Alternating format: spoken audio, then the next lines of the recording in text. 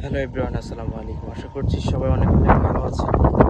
তো আমি একটু অসুস্থ, আজকে প্রায় 3 দিন যাবত বিছানায় পড়েছিলাম। আজকে অনেকটাই ভালো লাগতেছে।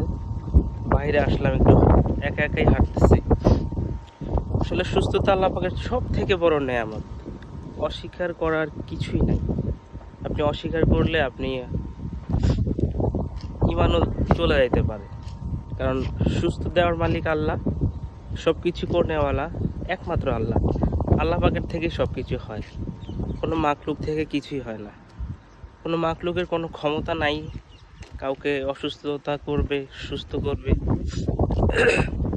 পৃথিবীতে আমরা যাই কিছু দেখি, চোখে দেখি অথবা না দেখি, পানির নিচে যেসব মাকলুক বাস করে, পানির উপরে জমিনে যেসব মাকলুক থাকে, আসমান জমিনের মধ্যে যত মাকলুক আছে সব কিছু আল্লাহ পাকের সৃষ্টি।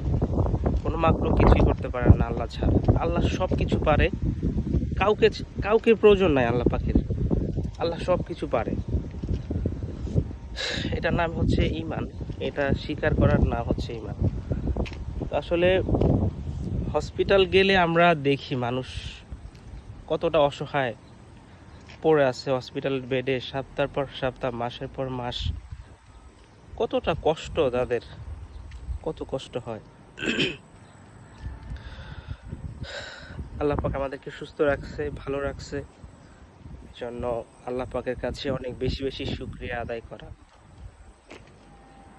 এতটুকুই জাস্ট বলার, আসলে বলার কিছুই নাই।